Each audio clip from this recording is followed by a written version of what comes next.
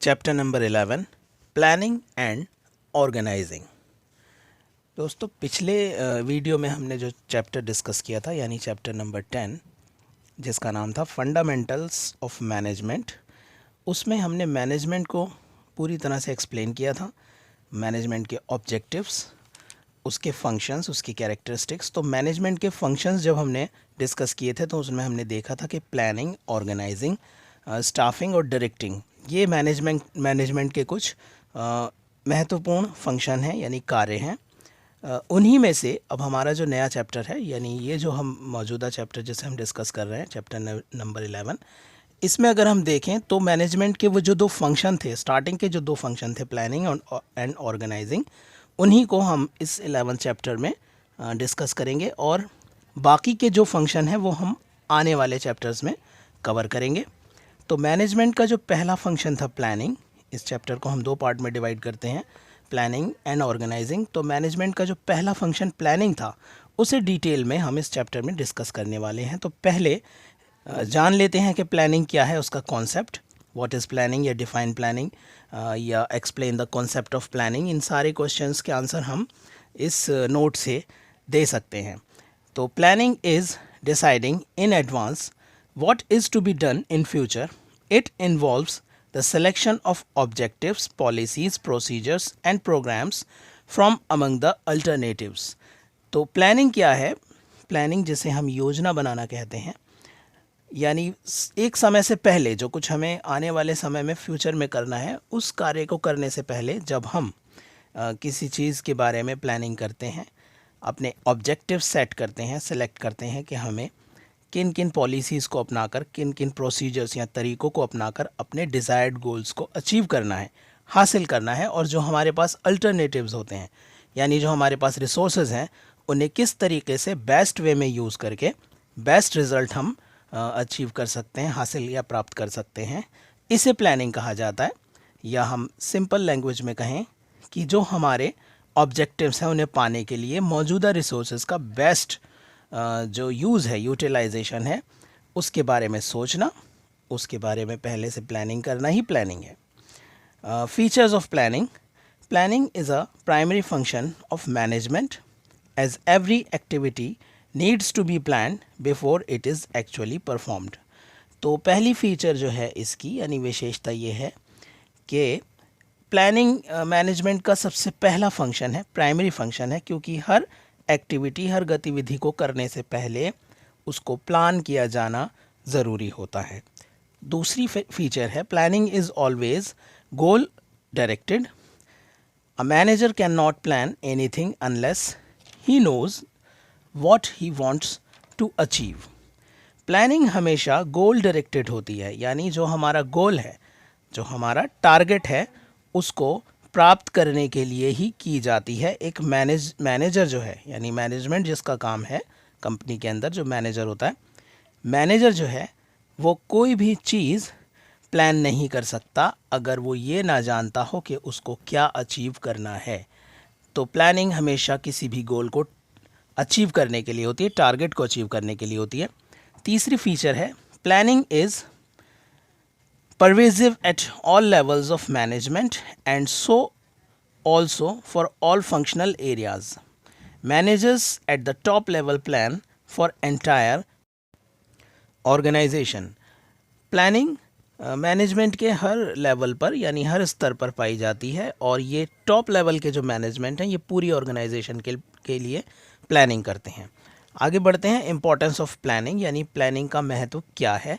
तो इम्पोर्टेंस को समझेंगे हम, प्लानिंग की इम्पोर्टेंस को समझेंगे आने वाले 4 बिंदुओं यानी 4 पॉइंट से। पहला पॉइंट है planning reduces uncertainty, risk and confusion in operation. Planning की सबसे पहली जो अहमियत है यानी महत्व है वो ये है कि प्लानिंग अनसर्टेनिटी और रिस्क को कम करता है, यानी भविष्य में क्या होने वाला है या कुछ नुकसान जो हमें होने वाले होते हैं भविष्य में, हम उन नुकसानों से, उन हानियों से बच जाते हैं। दूसरी इंपॉर्टेंस है planning guides the decision making by the managers. Managers को डिसीजन मेकिंग में यानी फैसले लेने में भी प्लानिंग मदद करती है। तीसरी इंपॉर्टेंस है planning helps in achieving coordination and facilitate control.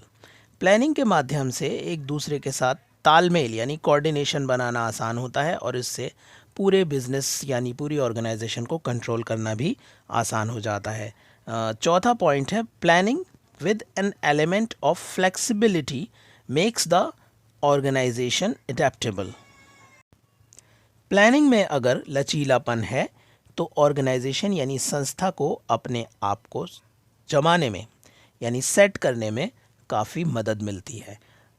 अगले नोट की तरफ बढ़ते हैं। द प्लानिंग प्रोसेस और स्टेप्स इन प्लानिंग। प्लानिंग का प्रोसेस क्या है या प्लानिंग के स्टेप्स क्या हैं। प्लानिंग को करते समय हमें किन किन स्टेप्स को लेना पड़ता है। तो पहला स्टेप है स्टैब्लिशमेंट ऑफ ऑब्जेक्टिव। हमारे जो ऑब्जेक्टिव्स हैं, जो टारगेट्स हैं, जो मकसद हैं, लक्ष्य हैं, उनको स्टैब्लिश करना यानी सबसे पहला प्लानिंग का स्टेप होता है कि हमें भविष्य में क्या करना है, क्या हासिल करना है, क्या प्राप्त करना है, इसको सेट करना। Planning actually starts with defining these goals in more concrete, clear and unambiguous terms.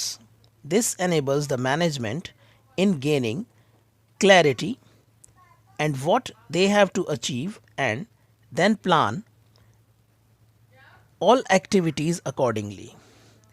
तो प्लानिंग जो है वो असल में स्टार्ट होती है ये तय करने से कि हमारे गोल्स क्या हैं, उन्हें पूरी तरह से हम अपने मकसद में पूरी तरह से क्लियर हों। हमें कोई भी अपने मकसद पर डाउट ना हो कि हम क्या करने जा रहे हैं, हमें क्या प्राप्त करना है। इस सोच के साथ प्लानिंग शुरू होती है और प्लानिंग करने के बाद मैनेजमेंट पूरी तरह से क्लियर होता है कि हमें क्या प्राप्त करना है और किस तरीके से उसको प्राप्त करना है, यानी किन किन माध्यमों को इस्तेमाल करते हुए, प्रयोग करते हुए हमें उसको प्राप्त करना है। तो दूसरा स्टेप जो प्लानिंग में आता है वो making assumption, establishing premises about the external and internal coordination। आने वाले समय में क्या होगा इसके लिए पूर्वानुमान लगाना, ये प्लानिंग का दूसरा स्टेप है। यानी कि जो भी हमारे मकसद हैं उन्हें प्राप्त करने के लिए जो हम करने वाले हैं उसमें हमें किस किस तरीके की दिक्कतें आ सकती हैं, इसके बारे में पहले से सोचना। Making assumption about the function about the future environment of business is the second step in planning. For example, it may be assumed that there will not be any change in tax and that there will be sufficient funds available meet its financial requirement. तो आने वाले समय में यानी future में क्या होने वाला है इसके बारे में पहले से सोचना, ये प्लानिंग का दूसरा स्टेप है। इसमें एक हम उदाहरण दे सकते हैं कि जैसे हम पहले ये सोचेंगे कि आने वाले समय में टैक्स में कोई, जो सरकार टैक्स लेती है उसमें कोई बढ़ोतरी होने वाली है या नहीं होने वाली है। इसके अलावा जो जो चीज़ें हमें इस्तेमाल करनी हैं या अपने ऑर्गेनाइजेशन में एज अ कॉस्ट यूज़ करनी है, उसके लिए हमारे पास पर्याप्त पूंजी है या नहीं, कैपिटल है या नहीं, इस बारे में पहले से सोचना।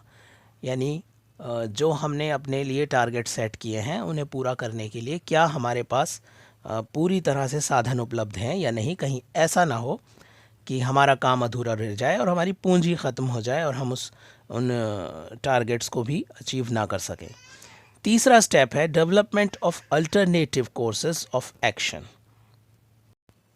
Next step in planning is to identify the alternative courses of action to achieve the objective set.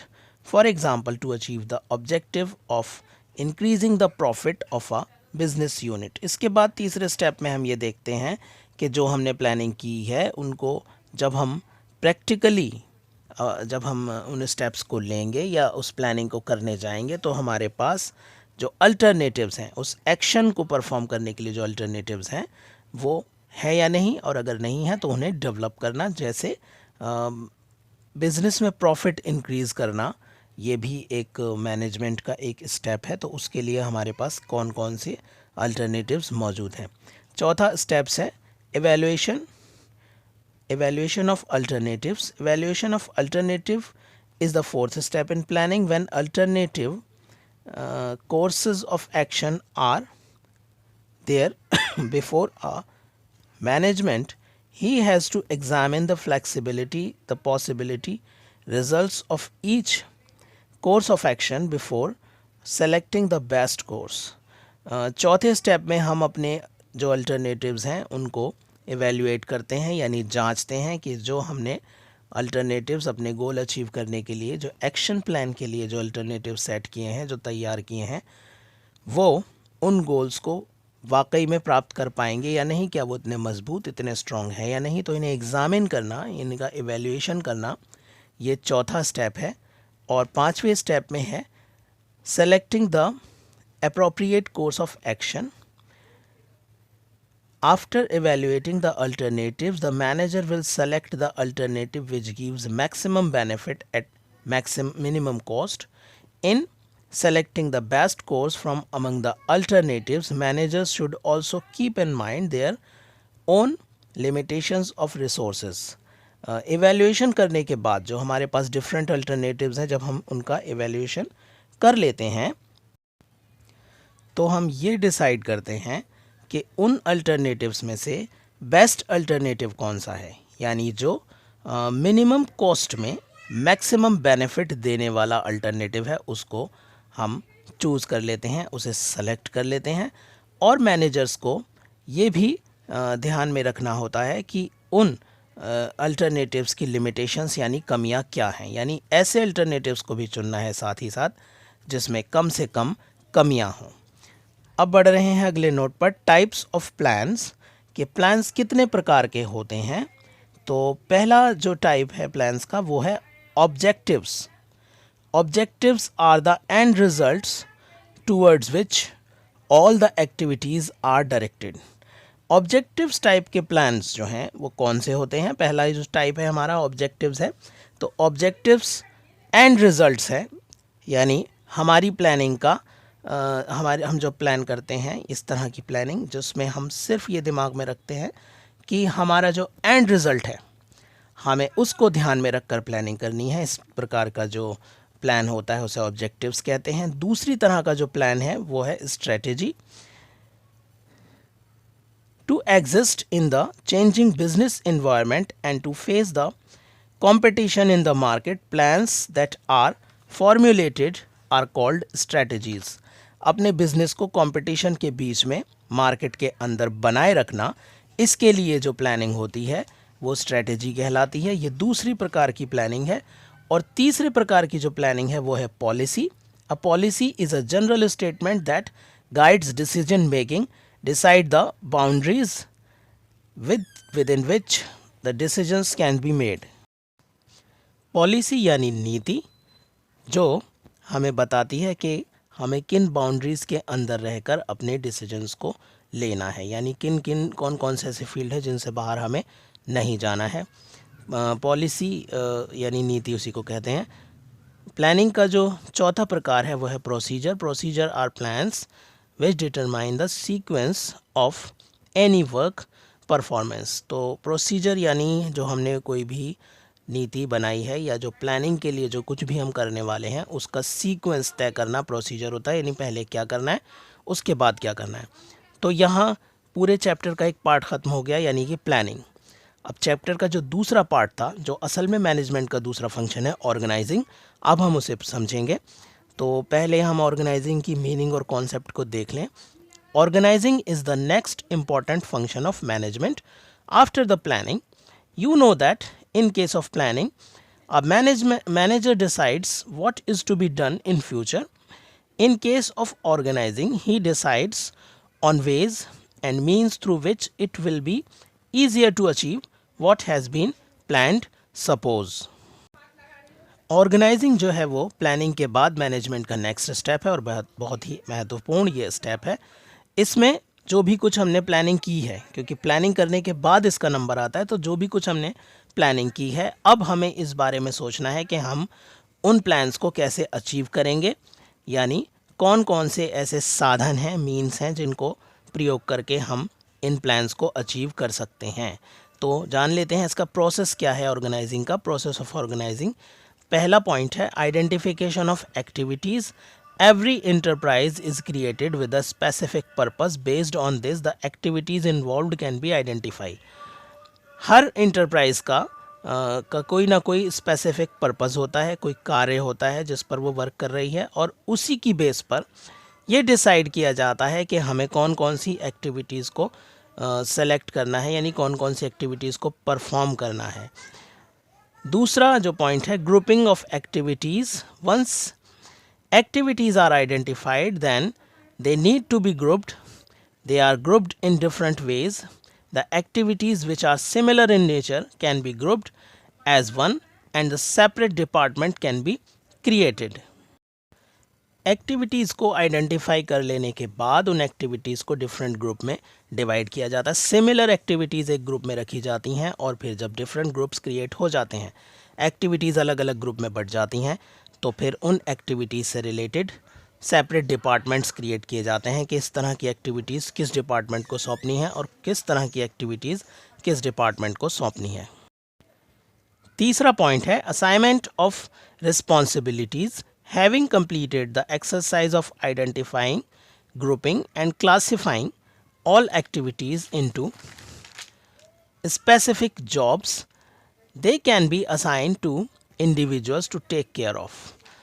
तो दूसरा स्टेप कंप्लीट करने के बाद, यानी ग्रुप करने के बाद एक्टिविटीज़ को, डिपार्टमेंट्स को क्रिएट करने के बाद, इंडिविजुअल्स यानी व्यक्तिगत रूप से लोगों को उनके काम सौंपे जाते हैं कि ये आपका काम है और आपको इसे ध्यान से करना है. चौथा बिंदु है granting authorities. On the basis of responsibilities given to specific individuals, they are also to be given the necessary authority to ensure effective performance. और काम सौंपने के बाद उन व्यक्तियों को, यानी व्यक्तिगत रूप से उन्हें कुछ ऑथोरिटीज़ भी दी जाती हैं ताकि वो अपने काम को करते वक्त कोई किसी दिक्कत का सामना ना करें. यानी उनको कुछ अधिकार दिए जाते हैं, जैसे अपने से नीचे काम करने वालों को आदेश देने का अधिकार या किसी ख़ास चीज़ को इस्तेमाल करने का अधिकार, ताकि वो अपने दी गई जॉब को बेहतर तरीके से परफॉर्म कर सकें. अब आगे बढ़ते हैं. Formal and informal organisation. दो तरह की ऑर्गेनाइजेशन होती हैं, एक फॉर्मल और एक इनफॉर्मल. दोनों को जान लेते हैं. तो formal organisation refers to officially established pattern of relationship among departments, divisions and individuals to achieve well-defined goals and is a consciously designed structures of roles. Informal organization, on the other hand, refers to relationship between individuals in the organization based on personal attitude, likes and dislikes, and originates to meet their social and emotional needs and develop spontaneously. तो पहला formal organisation वो है जो officially यानी आधिकारिक रूप से बड़े अधिकारी करते हैं और दो डिपार्टमेंट्स या एक से ज़्यादा काम करने वाले लोगों के बीच में तालमेल बैठाते हैं, उन्हें मिलाते हैं कि आपको इनसे मिलकर काम करना है, इनके साथ रहना है. तो आधिकारिक रूप से वो लोग एक दूसरे के साथ काम करने के लिए मजबूर होते हैं. दूसरी तरफ इनफॉर्मल ऑर्गेनाइजेशन वो है कि जब हम एक जगह पर काम करते हैं तो एक दूसरे से जान पहचान हो जाती है, जिसे हम एक तरह से दोस्ती भी कह सकते हैं, क्योंकि हम रोज़ाना उनसे मिलते जुलते हैं, बातचीत करते हैं, तो एक आत्मीयता का रिश्ता उनसे बन जाता है. इस तरह की जो ऑर्गेनाइजेशन, यानी इस तरह का जो जुड़ाव बीच में पैदा होता है लोगों के, इस तरह के जो संबंध बनते हैं, वो इनफॉर्मल ऑर्गेनाइजेशन के एग्जाम्पल हैं. अगला हमारा जो बिंदु है वो है delegation. The active process of entrustment of a part of work or responsibility and authority to another and the creation of accountability for performance is known as delegation. Thus, there are three elements of delegation as follow. तो delegation यानी प्रतिनिधि मंडल कहा जाता है जब हम किसी कार्य को किसी दूसरे विभाग को सौंपते हैं, या दो से ज़्यादा लोगों का एक ग्रुप बना देते हैं और उसे एक ख़ास जिम्मेदारी सौंपते हैं, तो ऐसा जो ग्रुप है वो डेलीगेशन कहलाता है. तो डेलीगेशन जो है उसके 3 एलिमेंट्स हैं, 3 तत्व हैं, जिन्हें एक एक करके हम जान लें. असाइनमेंट ऑफ रिस्पॉन्सिबिलिटी यानी रिस्पॉन्सिबिलिटी को सौंपना. This is also knows as entrustment of duties, can be divided into two parts. One part that the individual can perform himself and the other part that he can assign to his subordinates to perform. तो ये जो पहला इसका तत्व है वो है responsibilities को सौंपना. इसमें एक इंडिविजुअल को जब कोई रिस्पॉन्सिबिलिटी सौंपी जाती है तो उसके भी दो पार्ट हैं. या तो वो इंडिविजुअल यानी वो व्यक्तिगत रूप से उसको काम को पूरा करेगा या अपने सबऑर्डिनेट अपने से नीचे काम करने वालों को वो ड्यूटी सौंप देगा. यानी उसे या तो वो काम खुद करना है या अपने से नीचे काम करने वाले लोगों को से वो काम कराना है. दूसरा बिंदु है granting authority. Authority refers to the official power and positions required to carry on any task. Then duties are assigned to subordinates. Then the required authority must also be conferred to him.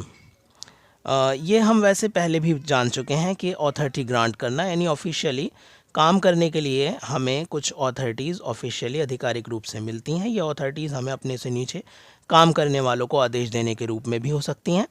तो जब हमें ये कार्य मिल जाता है तो या तो हम इस कार्य को खुद करते हैं वरना हम अपने जो हमें अथॉरिटीज़ दी गई हैं जो हमें अधिकार दिए गए हैं उनका प्रयोग करके अपने से नीचे काम करने वाले लोगों से उस काम को पूरा कराना होता है. यानी हम वो लोग हैं जिन्हें डेलीगेशन में यानी ग्रुप का मेंबर बनाया गया है.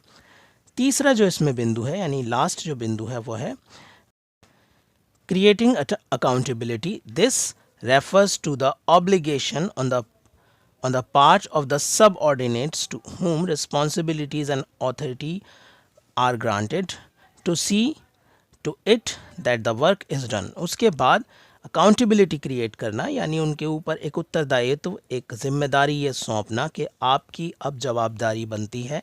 आपको हमने अथॉरिटी ग्रांट कर दी सब कुछ दे दिया है तो अब जो टास्क आपको सौंपा था उसमें आपको रिजल्ट देने हैं यानी काम अब आपको कराना है. यह आपकी जिम्मेदारी है आपकी ये जवाबदेही बनती है.